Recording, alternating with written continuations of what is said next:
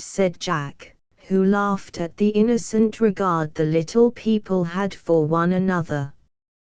"You shan't call my sister a sweetheart, it is so silly," cried Demi, in a way that made Jack laugh. "She is Nat's darling, isn't she, old chirper?" "Yes, if Demi don't mind." "I can't help being fond of her, she is so good to me," answered Nat, with bashful earnestness, for Jack's rough ways disturbed him. "Nan is my sweetheart, and I shall marry her in about a year, so don't you get in the way, any of you," said Tommy, stoutly, for he and Nan had settled their future, child fashion, and were to live in the Willow, lower down a basket for food, and do other charmingly impossible things. Demi was quenched by the decision of Bangs, who took him by the arm and walked him off to get the ladies. Nan and Daisy were sewing with Aunt Jo on certain small garments, for Mrs. Carney's newest baby. "Please, could you lend us the girls for a little while?" "We'll be very careful of them," said Tommy, winking one eye to express apples, snapping his fingers to signify popcorn, and gnashing his teeth to convey the idea of nut cracking. The girls understood this pantomime at once, and began to pull of their thimbles before Mrs. Jo could decide whether Tommy was going into convulsions or was brewing some unusual piece of mischief. Demi explained with elaboration. Permission was readily granted, and the boys departed with their prize. "Don't you speak to Jack," whispered Tommy, as he and Nan promenaded down the hall to get a fork to prick the apples. "Why not?" "He laughs at me, so I don't wish you to have anything to do with him." "Shall, if I like," said Nan, promptly resenting this premature assumption of authority on the part of her lord. "Then I won't have you for my sweetheart." "I don't care." "Why, Nan, I thought you were fond of me," and Tommy's voice was full of tender reproach. "If you mind Jack's laughing, I don't care for you one bit." "Then you may take back your old ring, I won't wear it any longer," and Tommy plucked off a horsehair pledge of affection which Nan had given him in return for one made of a lobster's feeler. "I shall give it to Ned," was her cruel reply, for Ned liked Mrs. Giddygaddy, and had turned her clothespins, boxes, and spools enough to set up housekeeping with. Tommy said, "Thunder turtles," as the only vent equal to the pent-up anguish of the moment, and, dropping Nan's arm, retired in high dudgeon, leaving her to follow with the fork, a neglect which naughty Nan punished by proceeding to prick his heart with jealousy as if it were another sort of apple. The hearth was swept, and the rosy Baldwins put down to roast. A shovel was heated, and the chestnuts danced merrily upon it, while the corn popped wildly in its wire prison. Dan cracked his best walnuts, and everyone chattered and laughed, while the rain beat on the window pane and the wind howled round the house. "Why is Billy like this nut?" asked Emil, who was frequently inspired with bad conundrums. "Because he is cracked," answered Ned. "That's not fair, you mustn't make fun of Billy, because he can't hit back again." "It's mean," cried Dan, smashing a nut wrathfully. "To what family of insects does Blake belong?" asked Peacemaker Franz, seeing that Emil looked ashamed and Dan lowering. "Gnats," answered Jack. "Why is Daisy like a bee?" cried Nat, who had been wrapped in thought for several minutes. "Because she is queen of the hive," said Dan. "No, because she is sweet." "Bees are not sweet. Give it up." "Because she makes sweet things, is always busy, and likes flowers," said Nat, piling up his boyish compliments till Daisy blushed like a rosy clover. "Why is Nan like a hornet?" demanded Tommy, glowering at her, and adding, without giving anyone time to answer, "Because she isn't sweet, makes a great buzzing about nothing, and stings like fury." "Tommy's mad, and I'm glad," cried Ned, as Nan tossed her head and answered quickly, "What thing in the china closet is Tom like?" "A pepper pot," answered Ned, giving Nan a nut meat with a tantalizing laugh that made Tommy feel as if he would like to bounce up like a hot chestnut and hit somebody. Seeing that ill humor was getting the better of the small supply of wit in the company, Franz cast himself into the breach again. "Let's make a law that the first person who comes into the room shall tell us a story.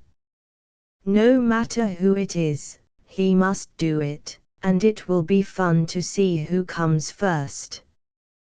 The others agreed, and did not have to wait long, for a heavy step soon came clumping through the hall, and Silas appeared, bearing an armful of wood.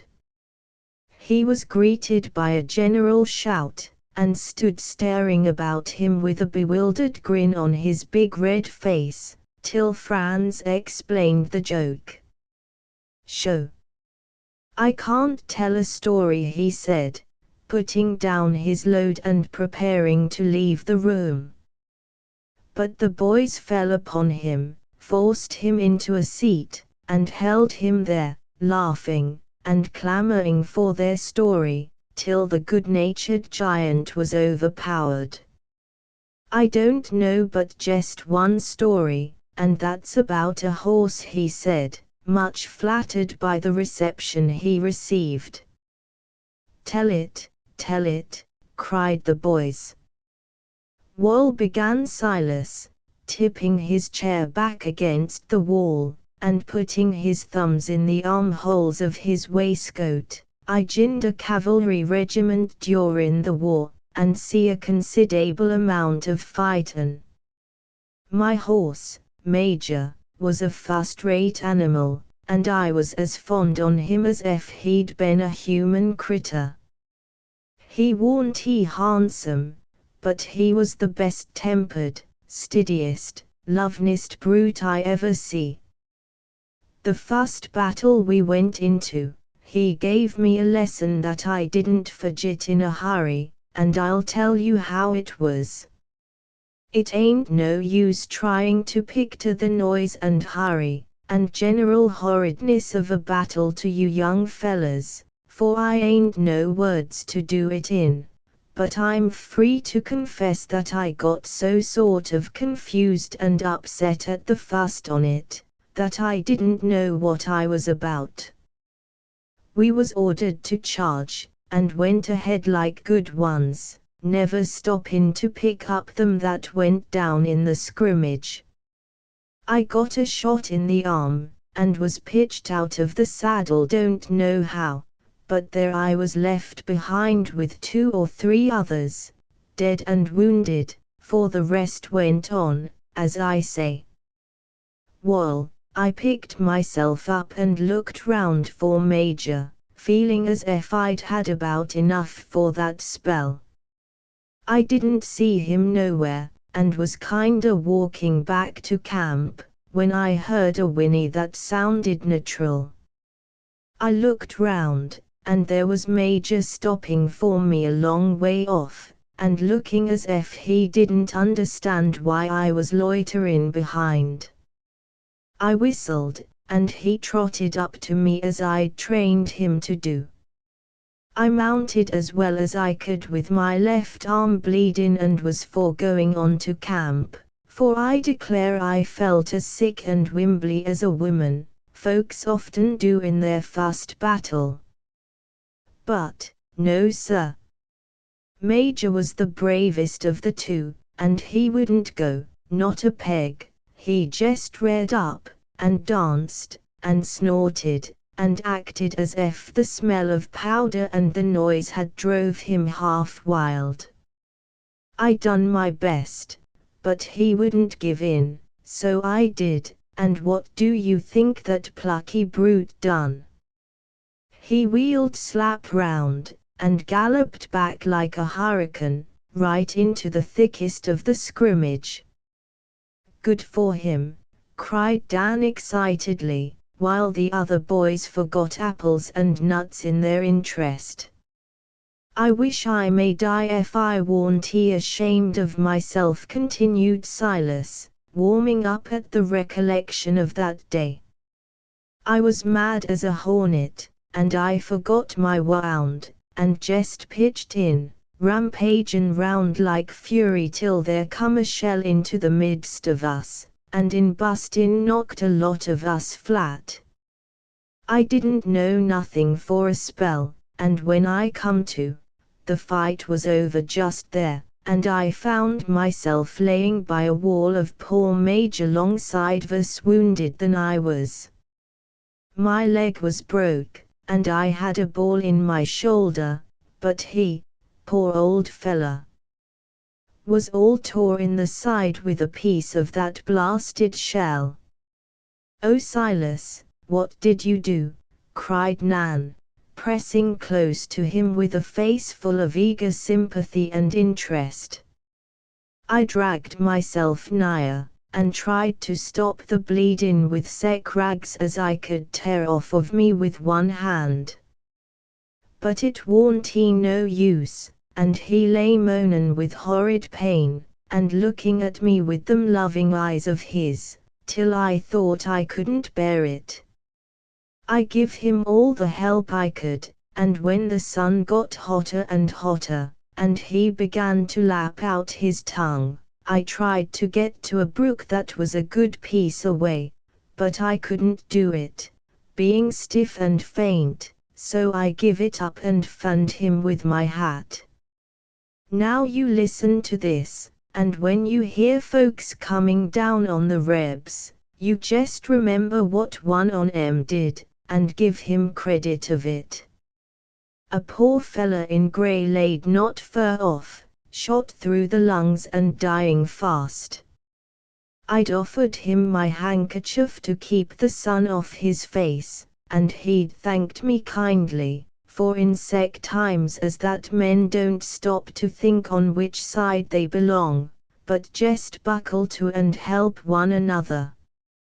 When he see me mourning over Major and trying to ease his pain, he looked up with his face all damp and white with suffering, and said he, "There's water in my canteen, take it, for it can't help me," and he flung it to me.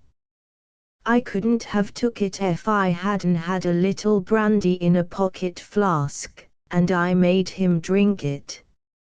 It done him good, and I felt as much set up as if I'd drunk it myself. It's surprisin' the good sech little things do folks sometime, and Silas paused as if he felt again the comfort of that moment when he and his enemy forgot their feud, and helped one another like brothers. "Tell about Major," cried the boys, impatient for the catastrophe. I poured the water over his poor panting tongue, and if ever a dumb critter looked grateful, he did then. But it warn't he of much use, for the dreadful wound kep' on tormentin' him, till I couldn't bear it any longer. It was hard, but I done it in mercy, and I know he forgive me.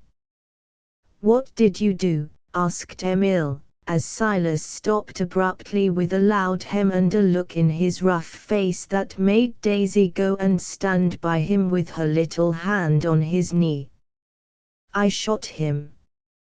Quite a thrill went through the listeners as Silas said that, for Major seemed a hero in their eyes, and his tragic end roused all their sympathy. "Yes, I shot him, and put him out of his misery. I patted him first, and said, 'Goodbye,' then I laid his head easy on the grass, give a last look into his loving eyes, and sent a bullet through his head. He hardly stirred, I aimed so true, and when I seen him quite still, with no more moanin' and pain, I was glad, and yet, wall, I don't know as I need be ashamed on't. I jest put my arms round his neck and boo-hooed like a great baby. Sho! I didn't know I was sech a fool," and Silas drew his sleeve across his eyes, as much touched by Daisy's sob, as by the memory of faithful Major. No one spoke for a minute, because the boys were as quick to feel the pathos of the little story as tender-hearted Daisy, though they did not show it by crying. "I'd like a horse like that," said Dan, half aloud. "Did the rebel man die, too?" asked Nan, anxiously. "Not then. We laid there all day, and at night some of our fellows came to look after the missing ones. They naturally wanted to take me first, but I knew I could wait, and the rebel had but one chance, maybe, so I made them carry him off right away. He had just strength enough to hold out his hand to me and say, 'Thankee, comrade,' and them was the last words he spoke, for he died an hour after he got to the hospital tent." "How glad you must have been that you were kind to him," said Demi, who was deeply impressed by this story.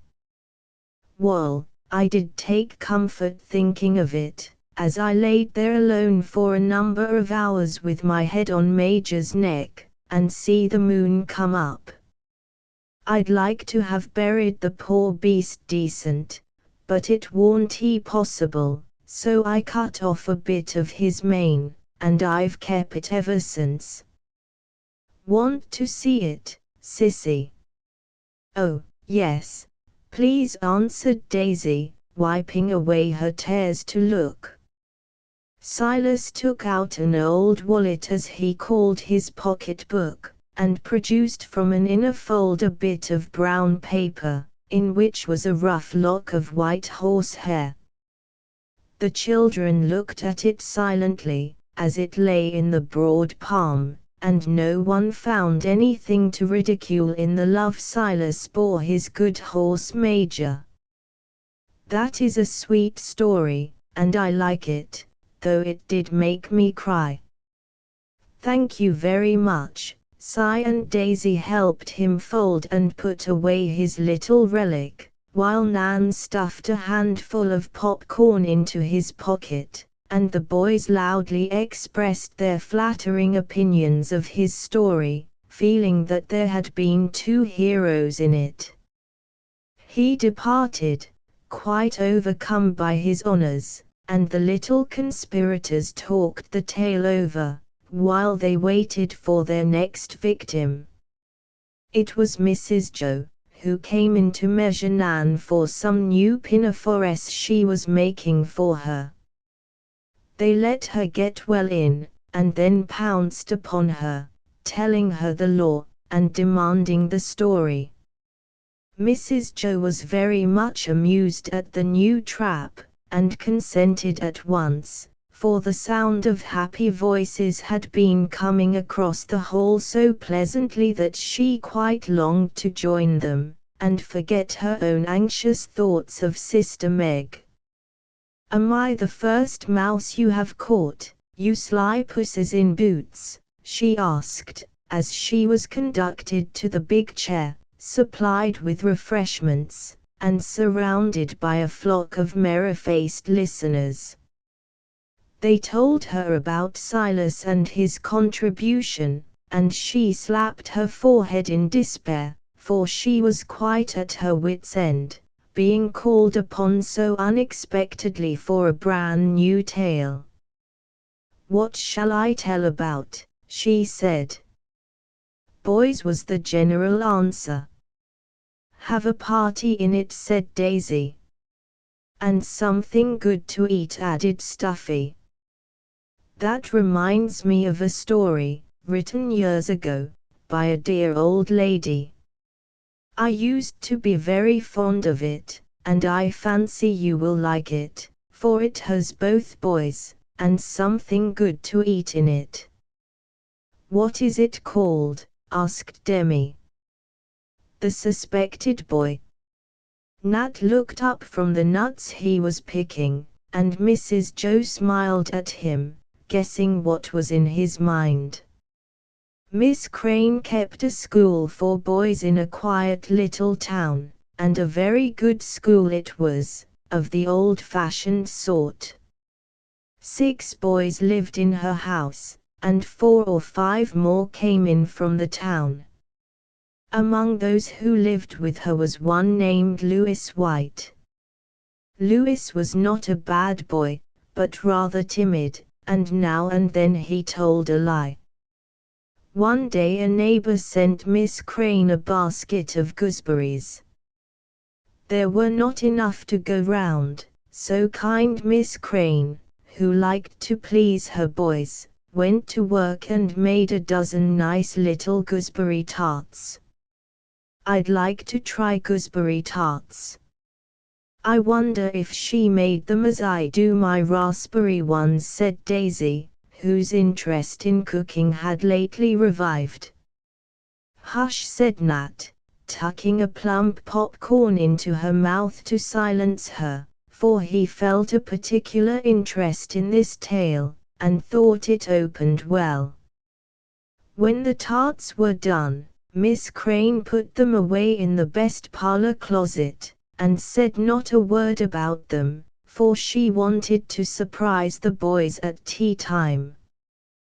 When the minute came and all were seated at table, she went to get her tarts, but came back looking much troubled, for what do you think had happened? "Somebody had hooked them," cried Ned. "No, there they were, but someone had stolen all the fruit out of them by lifting up the upper crust and then putting it down after the gooseberry had been scraped out." "What a mean trick!" and Nan looked at Tommy, as if to imply that he would do the same. When she told the boys her plan and showed them the poor little patties all robbed of their sweetness, the boys were much grieved and disappointed, and all declared that they knew nothing about the matter. "Perhaps the rats did it," said Louis, who was among the loudest to deny any knowledge of the tarts. "No, rats would have nibbled crust and all, and never lifted it up and scooped out the fruit." "Hans did that," said Miss Crane, who was more troubled about the lie that someone must have told than about her lost patties. "Well, they had supper and went to bed, but in the night Miss Crane heard someone groaning, and going to see who it was she found Louis in great pain. He had evidently eaten something that disagreed with him, and was so sick that Miss Crane was alarmed, and was going to send for the doctor, when Louis moaned out, "It's the gooseberries, I ate them, and I must tell before I die," for the thought of a doctor frightened him. "If that is all, I'll give you an emetic and you will soon get over it," said Miss Crane. So Louis had a good dose, and by morning was quite comfortable. "Oh, don't tell the boys, they will laugh at me so," begged the invalid. Kind Miss Crane promised not to, but Sally, the girl, told the story, and poor Louis had no peace for a long time. His mates called him Old Gooseberry, and were never tired of asking him the price of tarts. Served him right, said Emile. Badness always gets found out, added Demi, morally. No, it don't, muttered Jack, who was tending the apples with great devotion, so that he might keep his back to the rest and account for his red face. Is that all? Asked Dan. No, that is only the first part, the second part is more interesting. Some time after this a peddler came by one day and stopped to show his things to the boys, several of whom bought pocket combs, jews' harps, and various trifles of that sort. Among the knives was a little white-handled penknife that Louis wanted very much, but he had spent all his pocket money, and no one had any to lend him. He held the knife in his hand, admiring and longing for it, till the man packed up his goods to go. Then he reluctantly laid it down, and the man went on his way.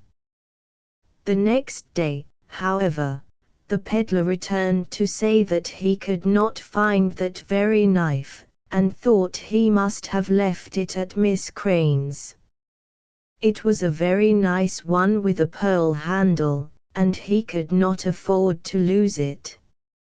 Every one looked, and every one declared they knew nothing about it. This young gentleman had it last, and seemed to want it very much. "Are you quite sure you put it back?" said the man to Louis, who was much troubled at the loss, and vowed over and over again that he did return it. His denials seemed to do no good, however, for every one was sure he had taken it, and after a stormy scene Miss Crane paid for it, and the man went grumbling away. "Did Louis have it?" cried Nat, much excited. "You will see." Now poor Louis had another trial to bear, for the boys were constantly saying, "Lend me your pearl-handled knife, Gooseberry," and things of that sort, till Louis was so unhappy he begged to be sent home. Miss Crane did her best to keep the boys quiet, but it was hard work, for they would tease, and she could not be with them all the time. That is one of the hardest things to teach boys. They won't hit a fellow when he is down, as they say, but they will torment him in little ways till he would thank them to fight it out all round. "I know that," said Dan. "So do I," added Nat, softly. Jack said nothing, but he quite agreed, for he knew that the elder boys despised him, and let him alone for that very reason. "Do go on about poor Louis, Aunt Jo." "I don't believe he took the knife, but I want to be sure," said Daisy, in great anxiety. Well, week after week went on and the matter was not cleared up. The boys avoided Louis, and he, poor fellow, was almost sick with the trouble he had brought upon himself. He resolved never to tell another lie, and tried so hard that Miss Crane pitied and helped him, and really came at last to believe that he did not take the knife. 2 months after the peddler's first visit, he came again, and the first thing he said was, "Well, I found that knife after all. It had slipped behind the lining of my valise, and fell out the other day when I was putting in a new stock of goods. I thought I'd call and let you know, as you paid for it, and maybe would like it, so here it is." The boys had all gathered round, and at these words they felt much ashamed, and begged Louis pardon so heartily that he could not refuse to give it. Miss Crane presented the knife to him, and he kept it many years to remind him of the fault that had brought him so much trouble.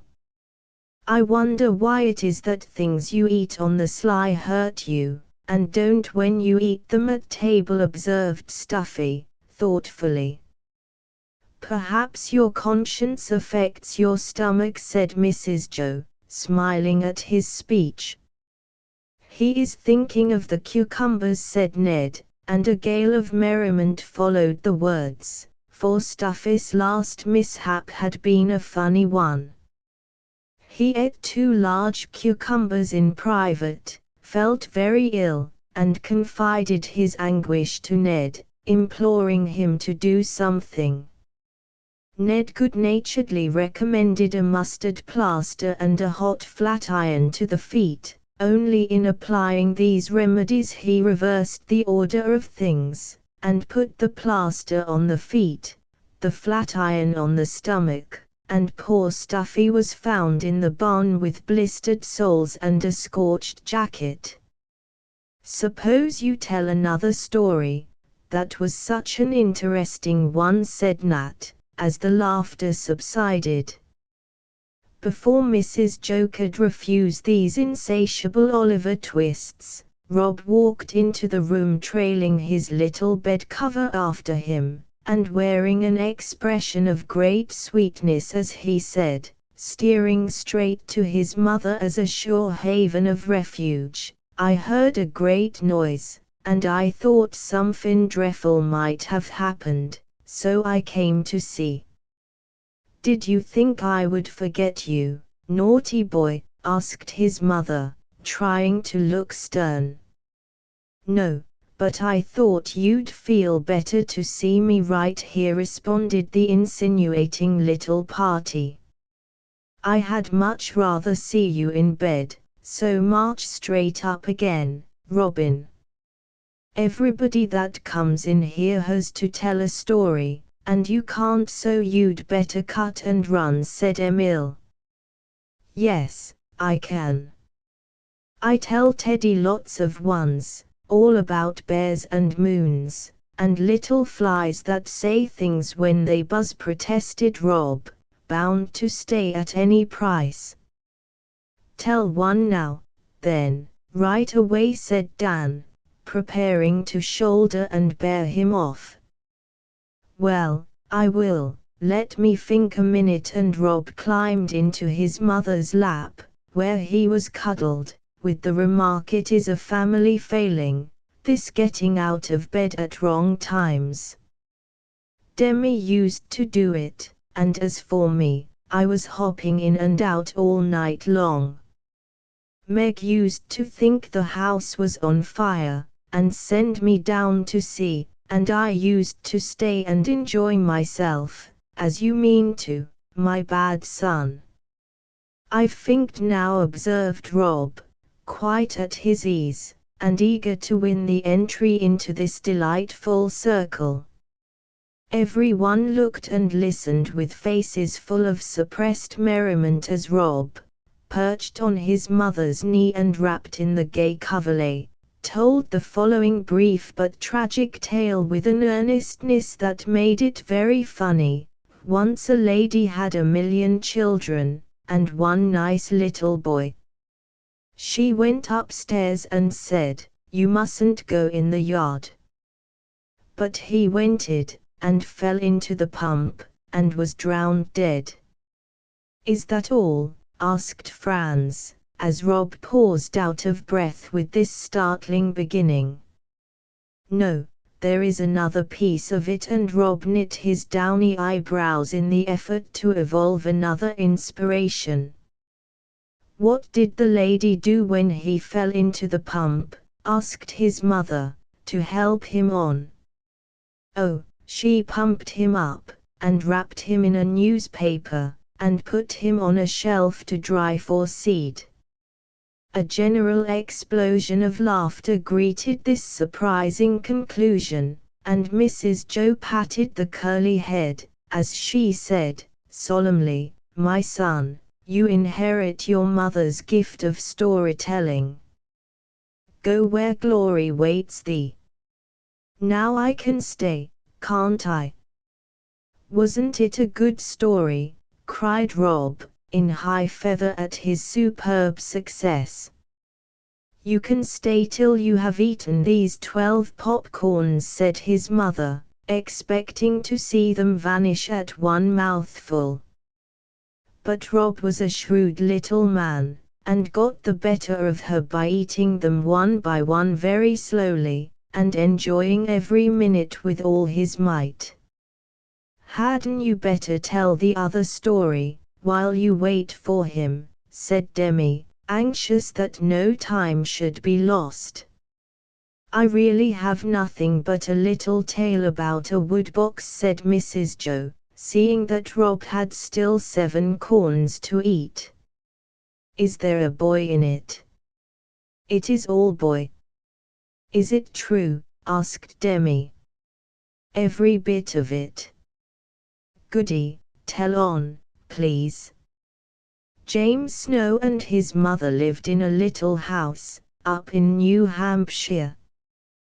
They were poor, and James had to work to help his mother, but he loved books so well he hated work, and just wanted to sit and study all day long. How could he? "I hate books, and like work," said Dan, objecting to James at the very outset. "It takes all sorts of people to make a world. Workers and students both are needed, and there is room for all."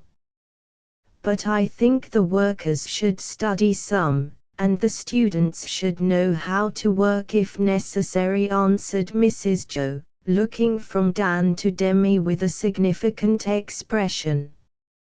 "I'm sure I do work," and Demi showed 3 small hard spots in his little palm, with pride. "And I'm sure I study," added Dan, nodding with a groan toward the blackboard full of neat figures. "See what James did." He did not mean to be selfish, but his mother was proud of him, and let him do as he liked, working by herself that he might have books and time to read them. One autumn James wanted to go to school, and went to the minister to see if he would help him, about decent clothes and books. Now the minister had heard the gossip about James's idleness, and was not inclined to do much for him, thinking that a boy who neglected his mother, and let her slave for him, was not likely to do very well even at school. But the good man felt more interested when he found how earnest James was, and being rather an odd man, he made this proposal to the boy, to try how sincere he was. "I will give you clothes and books on one condition, James." "What is that, sir?" and the boy brightened up at once. "You are to keep your mother's woodbox full all winter long, and do it yourself. If you fail, school stops." James laughed at the queer condition and readily agreed to it, thinking it a very easy one. He began school, and for a time got on capitally with the woodbox, for it was autumn, and chips and brushwood were plentiful. He ran out morning and evening and got a basket full, or chopped up the cat sticks for the little cooking stove, and as his mother was careful and saving, the task was not hard. But in November the frost came, the days were dull and cold, and wood went fast. His mother bought a load with her own earnings, but it seemed to melt away, and was nearly gone, before James remembered that he was to get the next. Mrs. Snow was feeble and lame with rheumatism, and unable to work as she had done, so James had to put down the books, and see what he could do. It was hard, for he was going on well, and so interested in his lessons that he hated to stop except for food and sleep. But he knew the minister would keep his word, and much against his will James set about earning money in his spare hours, lest the woodbox should get empty. He did all sorts of things, ran errands, took care of a neighbor's cow, helped the old sexton dust and warm the church on Sundays, and in these ways got enough to buy fuel in small quantities. But it was hard work, the days were short, the winter was bitterly cold, and precious time went fast, and the dear books were so fascinating, that it was sad to leave them, for dull duties that never seemed done. The minister watched him quietly, and seeing that he was in earnest helped him without his knowledge. He met him often driving the wood sleds from the forest, where the men were chopping, and as James plodded beside the slow oxen, he read or studied, anxious to use every minute. The boy is worth helping. This lesson will do him good, and when he has learned it, I will give him an easier one, said the minister to himself, and on Christmas Eve a splendid load of wood was quietly dropped at the door of the little house, with a new saw and a bit of paper, saying only, "The Lord helps those who help themselves." Poor James expected nothing, but when he woke on that cold Christmas morning, he found a pair of warm mittens, knit by his mother, with her stiff painful fingers. This gift pleased him very much, but her kiss and tender look as she called him her good son was better still. In trying to keep her warm, he had warmed his own heart, you see, and in filling the woodbox he had also filled those months with duties faithfully done. He began to see this, to feel that there was something better than books, and to try to learn the lessons God set him, as well as those his schoolmaster gave. When he saw the great pile of oak and pine logs at his door, and read the little paper, he knew who sent it, and understood the minister's plan, thanked him for it, and fell to work with all his might. Other boys frolicked that day, but James sawed wood, and I think of all the lads in the town the happiest was the one in the new mittens, who whistled like a blackbird as he filled his mother's wood box. "That's a first-rater," cried Dan, who enjoyed a simple matter-of-face story better than the finest fairy tale. "I like that fellow after all." "I could saw wood for you, Aunt Jo," said Demi, feeling as if a new means of earning money for his mother was suggested by the story. "Tell about a bad boy." "I like them best," said Nan. "You'd better tell about a naughty cross patch of a girl," said Tommy, whose evening had been spoilt by Nan's unkindness. It made his apple taste bitter, his popcorn was insipid, his nuts were hard to crack, and the sight of Ned and Nan on one bench made him feel his life a burden. But there were no more stories from Mrs. Joe, for on looking down at Rob he was discovered to be fast asleep with his last corn firmly clasped in his chubby hand. Bundling him up in his coverlet, his mother carried him away and tucked him up with no fear of his popping out again. "Now let's see who will come next," said Emil, setting the door temptingly ajar. Mary Ann passed first, and he called out to her, but Silas had warned her, and she only laughed and hurried on in spite of their enticements. Presently a door opened, and a strong voice was heard humming in the hall. Ich weiß nicht was soll es bedeuten das ich so traurig bin. It's Uncle Fritz. All laugh loud and he will be sure to come in, said Emil. A wild burst of laughter followed, and in came Uncle Fritz, asking, "What is the joke, my lads?" "Caught, caught, you can't go out till you've told a story," cried the boys, slamming the door. "So, that is the joke then? Well, I have no wish to go, it is so pleasant here, and I pay my forfeit at once," which he did by sitting down and beginning instantly. "A long time ago your grandfather, Demi, went to lecture in a great town, hoping to get some money for a home for little orphans that some good people were getting up. His lecture did well, and he put a considerable sum of money in his pocket, feeling very happy about it.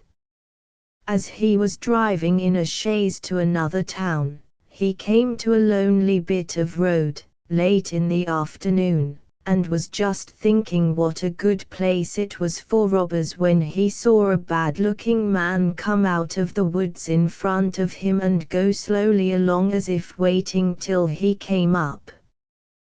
The thought of the money made grandfather rather anxious, and at first he had a mind to turn round and drive away.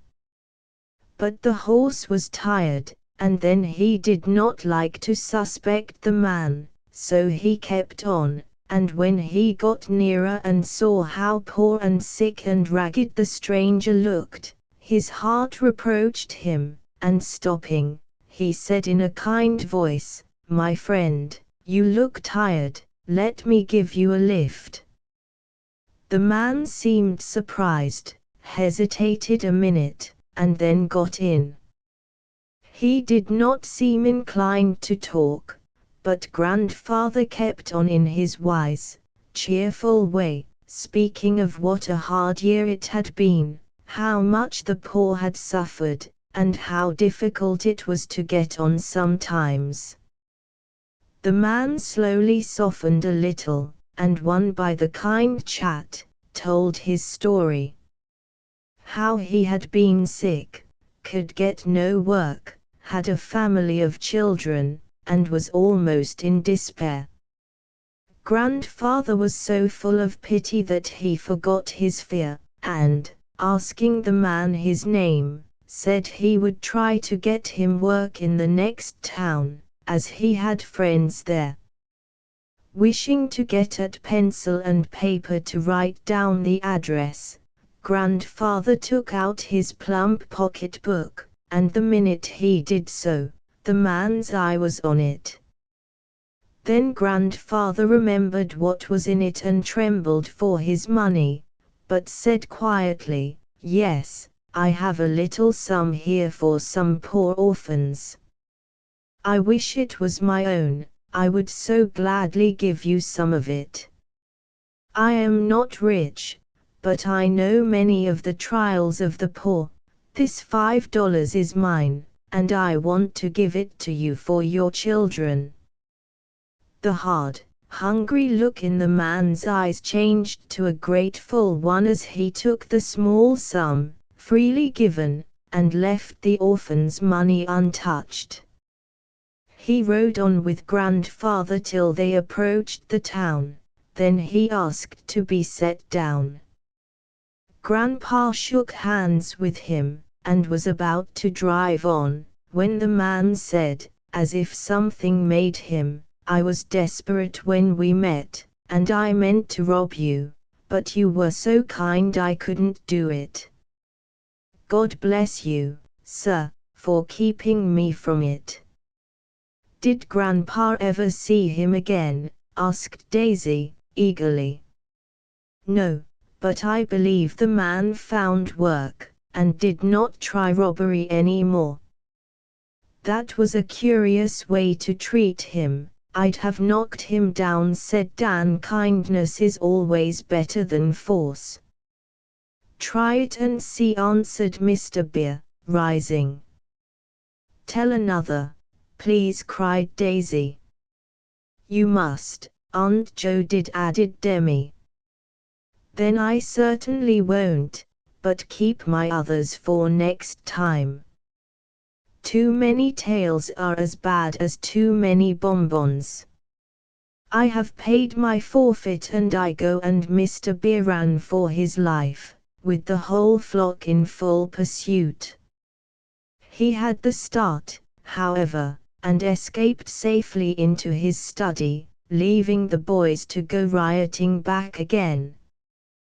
They were so stirred up by the race that they could not settle to their former quiet, and a lively game of blindman's buff followed, in which Tommy showed that he had taken the moral of the last story to heart, for, when he caught Nan, he whispered in her ear, I'm sorry I called you a cross patch. Nan was not to be outdone in kindness, so, when they played button, who's got the button, and it was her turn to go round, she said, hold fast all I give you, with such a friendly smile at Tommy, that he was not surprised to find the horse-herring in his hand instead of the button.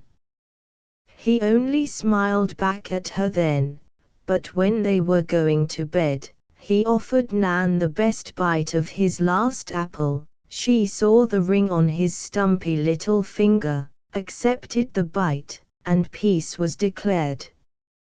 Both were ashamed of the temporary coldness, neither was ashamed to say, I was wrong, forgive me, so the childish friendship remained unbroken, and the home in the willow lasted long, a pleasant little castle in the air. Chapter XXI. Thanksgiving. This yearly festival was always kept at Plumfield in the good old-fashioned way, and nothing was allowed to interfere with it. 4 days beforehand, the little girls helped Aisha and Mrs. Jo in storeroom and kitchen, making pies and puddings, sorting fruit, dusting dishes, and being very busy and immensely important. The boys hovered on the outskirts of the forbidden ground, sniffing the savory odors, peeping in at the mysterious performances, and occasionally being permitted to taste some delicacy in the process of preparation. Something more than usual seemed to be on foot this year, for the girls were as busy upstairs as down, so were the boys in schoolroom and barn, and a general air of bustle pervaded the house. There was a great hunting up of old ribbons and finery, much cutting and pasting of gold paper, and the most remarkable quantity of straw, grey cotton, flannel, and big black beads, used by Franz and Mrs. Jo. Ned hammered at strange machines in the workshop. Demi and Tommy went about murmuring to themselves as if learning something. A fearful racket was heard in Emil's room at intervals, and peals of laughter from the nursery when Rob and Teddy were sent for and hidden from sight whole hours at a time. But the thing that puzzled Mr. Bear the most was what became of Rob's big pumpkin. It had been borne in triumph to the kitchen, where a dozen golden-tinted pies soon after appeared. It would not have taken more than a quarter of the mammoth vegetable to make them, yet where was the rest? It disappeared, and Rob never seemed to care, only chuckled when it was mentioned, and told his father to wait and see, for the fun of the whole thing was to surprise Father Bear at the end, and not let him know a bit about what was to happen. He obediently shut eyes, ears, and mouth, and went about trying not to see what was in plain sight, not to hear the telltale sounds that filled the air, not to understand any of the perfectly transparent mysteries going on all about him. Being a German, he loved these simple domestic festivals, and encouraged them with all his heart, for they made home so pleasant that the boys did not care to go elsewhere for fun. When at last the day came, the boys went off for a long walk, that they might have good appetites for dinner, as if they ever needed them. The girls remained at home to help set the table, and give last touches to various affairs which filled their busy little souls with anxiety.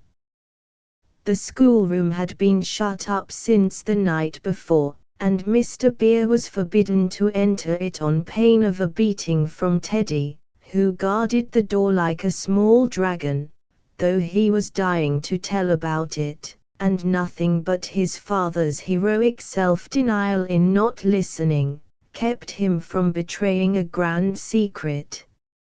"It's all done, and it's perfectly splendid," cried Nan, coming out at last with an air of triumph.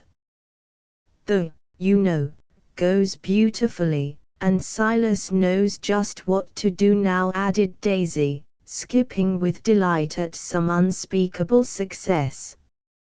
"I'm blessed if it ain't the cutest thing I ever see. Them critters in particular," said Silas, who had been let into the secret, went off laughing like a great boy. "They are coming. I hear Emil roaring landlubbers lying down below, so we must run and dress," cried Nan, and upstairs they scampered in a great hurry.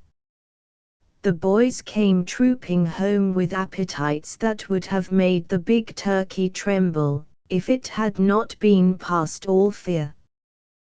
They also retired to dress, and for half an hour there was a washing, brushing, and prinking that would have done any tidy woman's heart good to see. When the bell rang, a troop of fresh-faced lads with shiny hair, clean collars, and Sunday jackets on, filed into the dining room, where Mrs. Joe, in her one black silk, with a knot of her favorite white chrysanthemums in her bosom, sat at the head of the table, looking splendid, as the boys said, whenever she got herself up. Daisy and Nan were as gay as a posy bed in their new winter dresses, with bright sashes and hair ribbons. Teddy was gorgeous to behold in a crimson merino blouse, and his best button boots, which absorbed and distracted him as much as Mr. Toots' wristbands did on one occasion.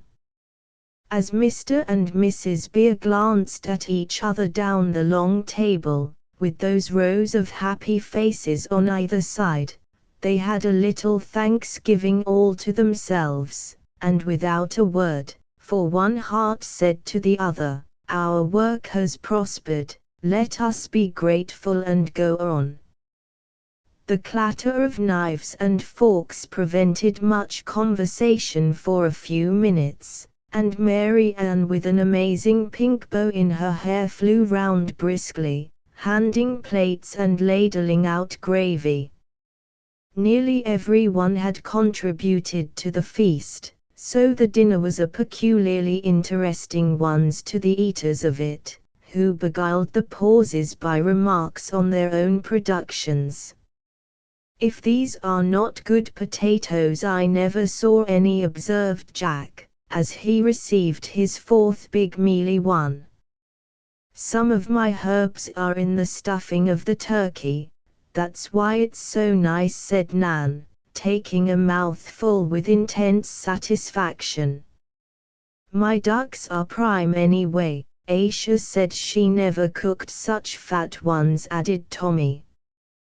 "Well, our carrots are beautiful, ain't they, and our parsnips will be ever so good when we dig them," put in Dick, and Dolly murmured his assent from behind the bone he was picking. I helped make the pies with my pumpkin, called out Robbie, with a laugh which he stopped by retiring into his mug. I picked some of the apples that the cider is made of, said Demi. I raked the cranberries for the sauce, cried Nat. I got the nuts, added Dan, and so it went on all round the table. Who made up Thanksgiving? Asked Rob. For being lately promoted to jacket and trousers, he felt a new and manly interest in the institutions of his country. See who can answer that question, and Mr. Beer nodded to one or two of his best history boys. I know, said Demi, the Pilgrims made it. What for? Asked Rob, without waiting to learn who the Pilgrims were. I forget, and Demi subsided. I believe it was because they were starved once, and so when they had a good harvest, they said, "We will thank God for it," and they had a day and called it Thanksgiving, said Dan, who liked the story of the brave men who suffered so nobly for their faith. Good. I didn't think you would remember anything but natural history, and Mr. Beer tapped gently on the table as applause for his pupil.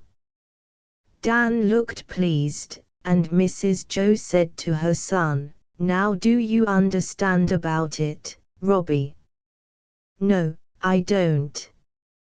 I thought pilgrims were a sort of big bird that lived on rocks, and I saw pictures of them in Demi's book." "He means penguins."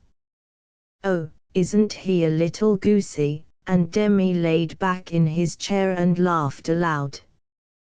"Don't laugh at him, but tell him all about it if you can," said Mrs. Beer, consoling Rob with more cranberry sauce for the general smile that went round the table at his mistake. "Well, I will," and, after a pause to collect his ideas, Demi delivered the following sketch of the Pilgrim Fathers, which would have made even those grave gentlemen smile if they could have heard it. "You see, Rob, some of the people in England didn't like the king, or something, so they got into ships and sailed away to this country. It was all full of Indians, and bears, and wild creatures, and they lived in forts, and had a dreadful time." "The bears?" asked Robbie, with interest. "No, the pilgrims, because the Indians troubled them. They hadn't enough to eat, and they went to church with guns, and ever so many died, and they got out of the ships on a rock, and it's called Plymouth Rock, and Aunt Jo saw it and touched it. The pilgrims killed all the Indians, and got rich, and hung the witches, and were very good, and some of the greatest great-grandpas came in the ships. One was the Mayflower, and they made Thanksgiving, and we have it always, and I like it. Some more turkey, please." "I think Demi will be an historian. There is such order and clearness in his account of events," and Uncle Fritz's eyes laughed at Aunt Jo, as he helped the descendant of the Pilgrims to his third bit of turkey. "I thought you must eat as much as ever you could on Thanksgiving. But Franz says you mustn't even then," and Stuffy looked as if he had received bad news. "Franz is right, so mind your knife and fork, and be moderate, or else you won't be able to help in the surprise by and by," said Mrs. Joe. "I'll be careful, but everybody does eat lots, and I like it better than being moderate," said Stuffy, who leaned to the popular belief that Thanksgiving must be kept by coming as near apoplexy as possible, and escaping with merely a fit of indigestion or a headache. "Now, My pilgrims, amuse yourselves quietly till tea time, for you will have enough excitement this evening," said Mrs. Joe, as they rose from the table after a protracted sitting, finished by drinking everyone's health in cider. "I think I will take the whole flock for a drive, it is so pleasant. Then you can rest, my dear, or you will be worn out this evening," added Mr. Beer, and as soon as coats and hats could be put on, the great omnibus was packed full, and away they went for a long gay drive, leaving Mrs. Joe to rest and finish sundry small affairs in peace. An early and light tea was followed by more brushing of hair and washing of hands. Then the flock waited impatiently for the company to come. Only the family was expected, for these small revels were strictly domestic, and such being the case, sorrow was not allowed to sadden the present festival. All came, Mr. and Mrs. March, with Aunt Meg, so sweet and lovely, in spite of her black dress and the little widow's cap that encircled her tranquil face. Uncle Teddy and Aunt Amy, with the princess looking more fairy-like than ever, in a sky-blue gown, and a great bouquet of hothouse flowers, which she divided among the boys, sticking one in each buttonhole, making them feel peculiarly elegant and festive. One strange face appeared, and Uncle Teddy led the unknown gentleman up to the Beers, saying, "This is Mr. Hyde, he has been inquiring about Dan, and I ventured to bring him tonight, that he might see how much the boy has improved."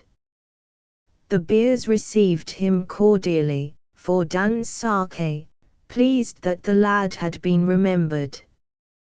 But, after a few minutes' chat, they were glad to know Mr. Hyde for his own sake, so genial, simple, and interesting was he.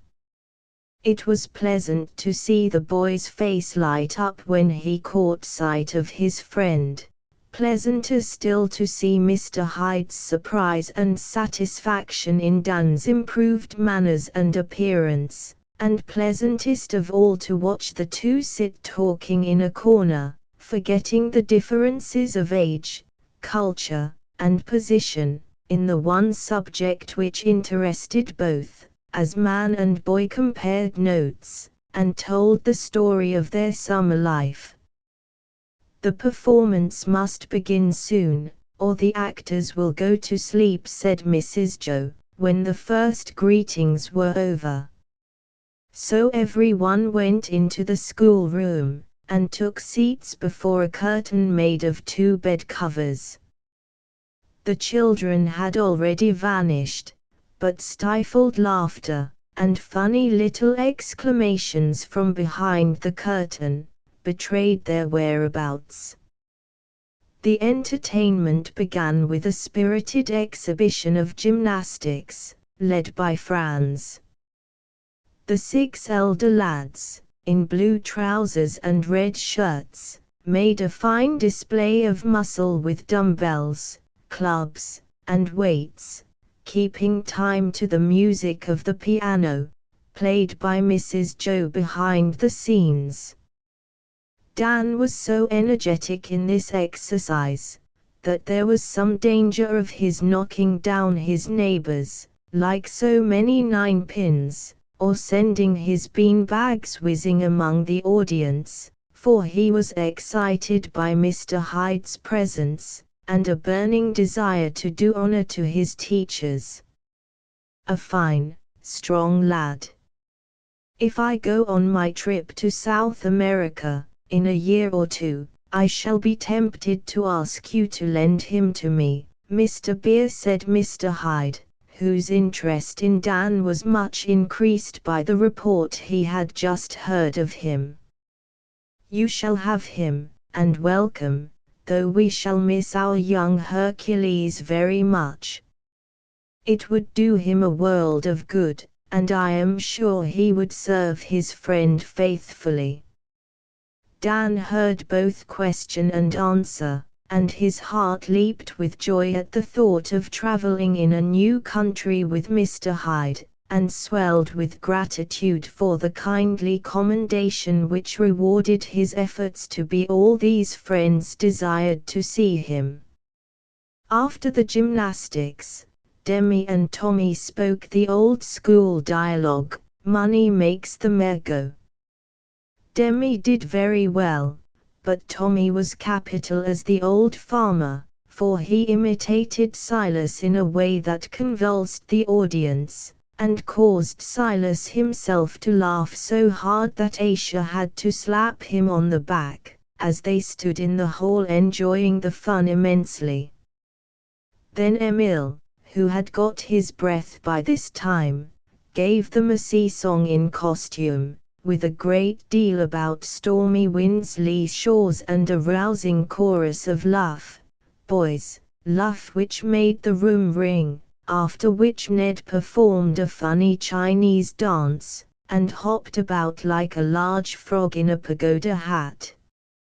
As this was the only public exhibition ever held at Plumfield, a few exercises in lightning arithmetic, spelling, and reading were given. Jack quite amazed the public by his rapid calculations on the blackboard. Tommy won in the spelling match, and Demi read a little French fable so well that Uncle Teddy was charmed. "Where are the other children?" asked everyone as the curtain fell, and none of the little ones appeared. "Oh, that is the surprise. It's so lovely, I pity you because you don't know it," said Demi, who had gone to get his mother's kiss, and stayed by her to explain the mystery when it should be revealed. Goldilocks had been carried off by Aunt Jo, to the great amazement of her papa, who quite outdid Mr. Bear in acting wonder, suspense, and wild impatience to know what was going to happen. At last, after much rustling, hammering, and very audible directions from the stage manager, the curtain rose to soft music, and Bess was discovered sitting on a stool beside a brown paper fireplace. A dearer little Cinderella was never seen, for the grey gown was very ragged, the tiny shoes all worn, the face so pretty under the bright hair, and the attitude so dejected, it brought tears, as well as smiles, to the fond eyes looking at the baby actress. She sat quite still, till a voice whispered, "Now." Then she sighed a funny little sigh, and said, "Oh, I wish I could go to the ball," so naturally, that her father clapped frantically, and her mother called out, "Little darling." These highly improper expressions of feeling caused Cinderella to forget herself, and shake her head at them, saying, reprovingly, "You mustn't peek to me." Silence instantly prevailed, and 3 taps were heard on the wall. Cinderella looked alarmed, but before she could remember to say, "What is that?" the back of the brown paper fireplace opened like a door, and, with some difficulty, the fairy godmother got herself and her pointed hat through. It was Nan, in a red cloak, a cap, and a wand, which she waved as she said decidedly, "You shall go to the ball, my dear." "Now you must pull and show my pretty dress," returned Cinderella, tugging at her brown gown. "No, no, you must say, 'How can I go in my rags?'" said the godmother in her own voice. "Oh yes, so I muse," and the princess said it, quite undisturbed by her forgetfulness. "I change your rags into a splendid dress, because you are good," said the godmother in her stage tones, and deliberately unbuttoning the brown pinafore, she displayed a gorgeous sight. The little princess really was pretty enough to turn the heads of any number of small princes, for her mamma had dressed her like a tiny court lady, in a rosy silk train with satin underskirt, and bits of bouquets here and there, quite lovely to behold. The godmother put a crown, with pink and white feathers drooping from it, on her head, and gave her a pair of silver paper slippers, which she put on, and then stood up, lifting her skirts to show them to the audience, saying, with pride, "My glass ones, ain't they pretty?" She was so charmed with them, that she was with difficulty recalled to her part, and made to say, "But I have no toach, godmother." "Behold it," and Nan waved her wand with such a flourish, that she nearly knocked off the crown of the princess. Then appeared the grand triumph of the piece. First, a rope was seen to flap on the floor, to tighten with a twitch as Emile's voice was heard to say, "Heave, ahoy," and Silas's gruff one to reply, "Steady, now, steady." A shout of laughter followed, for 4 large grey rats appeared, rather shaky as to their legs, and queer as to their tails, but quite fine about the head, where black beads shone in the most lifelike manner. They drew, or were intended to appear as if they did, a magnificent coach made of half the mammoth pumpkin, mounted on the wheels of Teddy's wagon, painted yellow to match the gay carriage. Perched on a seat in front sat a jolly little coachman in a white cotton wool wig, cocked hat, scarlet breeches, and laced coat, who cracked a long whip and jerked the red reins so energetically, that the grey steeds reared finely. It was Teddy, and he beamed upon the company so affably that they gave him a round all to himself, and Uncle Laurie said, "If I could find as sober a coachman as that one, I would engage him on the spot." The coach stopped, the godmother lifted in the princess, and she was trundled away in state, kissing her hand to the public, with her glass shoes sticking up in front, and her pink train sweeping the ground behind, for, elegant as the coach was, I regret to say that Her Highness was rather a tight fit. The next scene was the ball, and here Nan and Daisy appeared as gay as peacocks in all sorts of finery. Nan was especially good as the proud sister, and crushed many imaginary ladies as she swept about the palace hall. The prince, in solitary state upon a somewhat unsteady throne, sat gazing about him from under an imposing crown, as he played with his sword and admired the rosettes in his shoes. When Cinderella came in he jumped up, and exclaimed, with more warmth than elegance, "My gracious, who is that?" and immediately led the lady out to dance, while the sisters scowled and turned up their noses in the corner. The stately jig executed by the little couple was very pretty, for the childish faces were so earnest, the costumes so gay, and the steps so peculiar, that they looked like the dainty quaint figures painted on a Watteau fan. The princess's train was very much in her way, and the sword of Prince Rob nearly tripped him up several times. But they overcame these obstacles remarkably well, and finished the dance with much grace and spirit, considering that neither knew what the other was about. "Drop your shoe," whispered Mrs. Joe's voice as the lady was about to sit down. "Oh, I forgot," and, taking off one of the silvery slippers, Cinderella planted it carefully in the middle of the stage, said to Rob, "Now you must try and catch me," and ran away, while the prince, picking up the shoe, obediently trotted after her. The third scene, as everybody knows, is where the herald comes to try on the shoe. Teddy, still in coachman's dress, came in blowing a tin fish horn melodiously, and the proud sisters each tried to put on the slipper. Nan insisted on playing cut off her toe with a carving knife, and performed that operation so well that the herald was alarmed, and begged her to be welly careful. Cinderella then was called, and came in with the pinafore half on, slipped her foot into the slipper, and announced, with satisfaction, "I am the princess."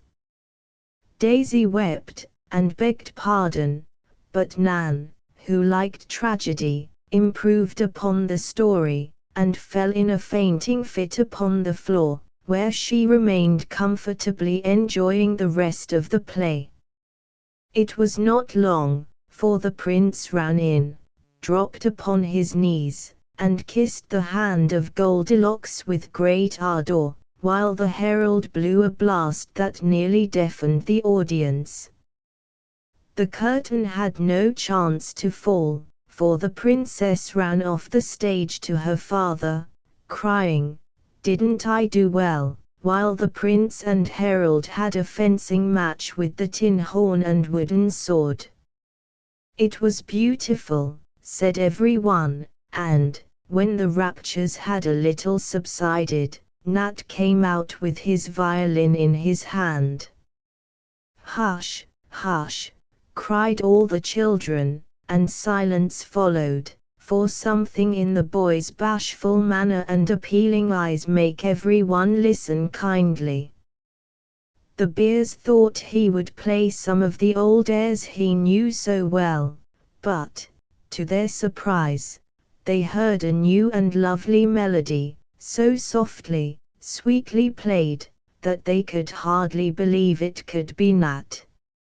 It was one of those songs without words that touch the heart, and sing of all tender home-like hopes and joys, soothing and cheering those who listen to its simple music.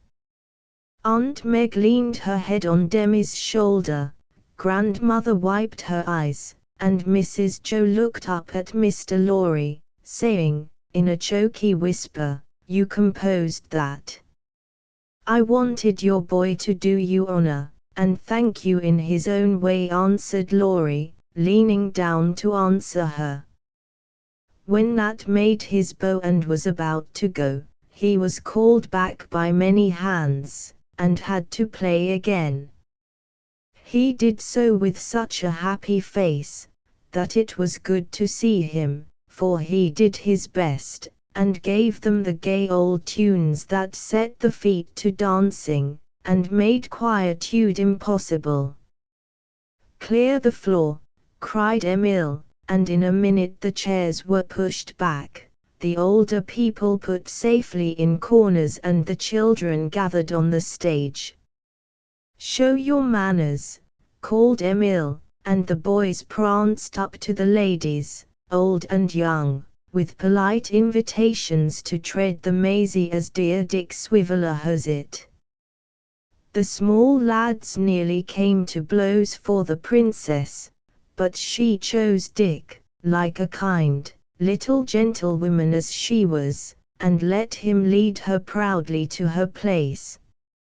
Mrs. Joe was not allowed to decline, and Aunt Amy filled Dan with unspeakable delight by refusing Franz and taking him.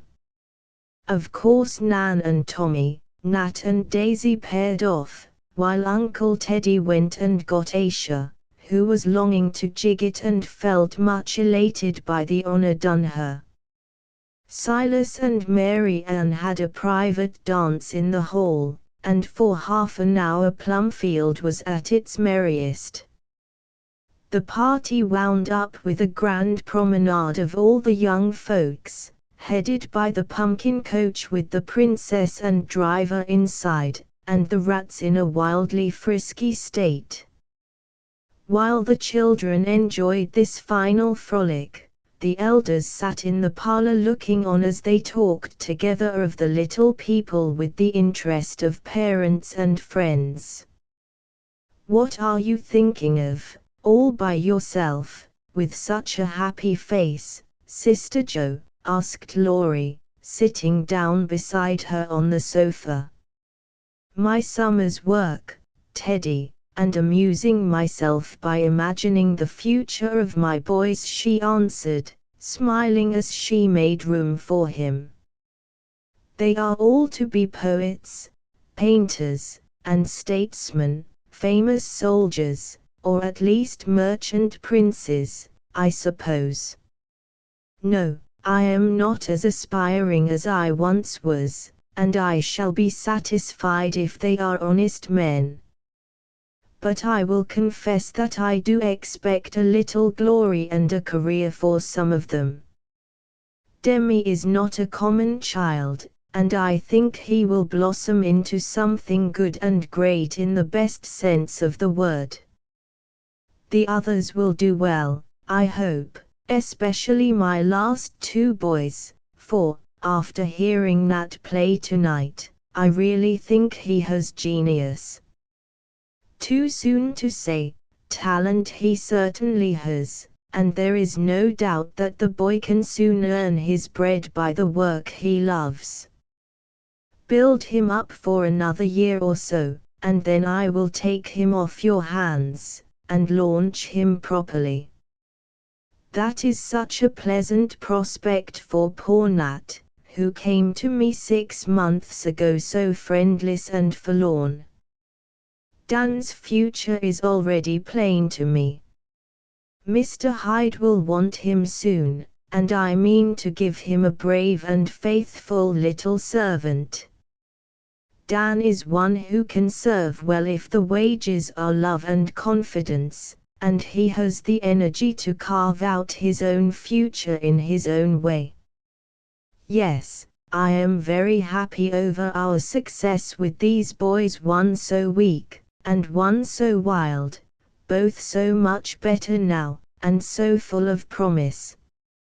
What magic did you use, Joe? I only loved them, and let them see it. Fritz did the rest. Dear soul, you look as if only loving had been rather hard work sometimes, said Laurie, stroking her thin cheek with a look of more tender admiration than he had ever given her as a girl. I'm a faded old woman, but I'm a very happy one, so don't pity me, Teddy, and she glanced about the room with eyes full of a sincere content. Yes, your plan seems to work better and better every year, he said, with an emphatic nod of approval toward the cheery scene before him. How can it fail to work well when I have so much help from you all, answered Mrs. Joe, looking gratefully at her most generous patron. It is the best joke of the family, this school of yours and its success. So unlike the future we planned for you, and yet so suited to you after all. It was a regular inspiration, Joe, said Laurie, dodging her thanks as usual. Ah, but you laughed at it in the beginning, and still make all manner of fun of me and my inspirations. Didn't you predict that having girls with the boys would be a dead failure? Now see how well it works, and she pointed to the happy group of lads and lasses dancing, singing, and chattering together with every sign of kindly good fellowship. I give in, and when my Goldilocks is old enough I'll send her to you. Can I say more than that? I shall be so proud to have your little treasure trusted to me. But really, Teddy, the effect of these girls has been excellent. I know you will laugh at me, but I don't mind, I'm used to it. So I'll tell you that one of my favorite fancies is to look at my family as a small world, to watch the progress of my little men, and, lately, to see how well the influence of my little women works upon them. Daisy is the domestic element, and they all feel the charm of her quiet, womanly ways. Nan is the restless, energetic, strong-minded one. They admire her courage, and give her a fair chance to work out her will, seeing that she has sympathy as well as strength, and the power to do much in their small world. Your Bess is the lady, full of natural refinement, grace, and beauty. She polishes them unconsciously, and fills her place as any lovely woman may, using her gentle influence to lift and hold them above the coarse, rough things of life, and keep them gentlemen in the best sense of the fine old word. It is not always the ladies who do that best, Joe. It is sometimes the strong brave woman who stirs up the boy and makes a man of him, and Laurie bowed to her with a significant laugh.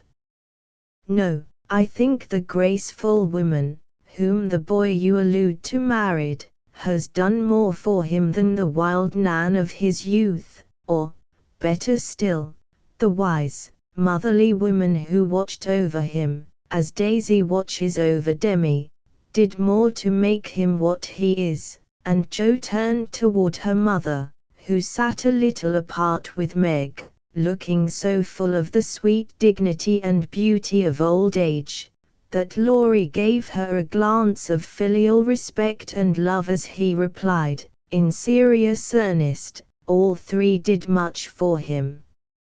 And I can understand how well these little girls will help your lads.